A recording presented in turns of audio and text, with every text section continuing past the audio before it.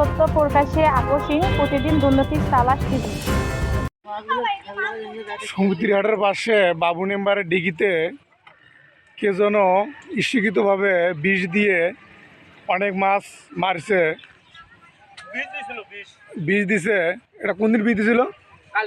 কালকে ট্যাবলেটও পাওয়া গেছে। নেম্বার বাবু নেম্বার কই আছে? বাবু নেম্বার আছে, বাড়িতে আছে।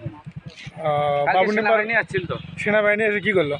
ডেকে গেল, নিশ করে নিয়ে গেল। তার নাম আমার 70 টাকাটা।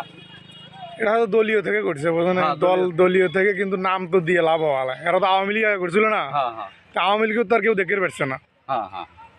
আপনারা দেখতেছেন যে পুরো ডিগিটে দিয়ে মারা গেছে, বীজ দিছিল এখানে, মনে হয় কে যেন কেডা।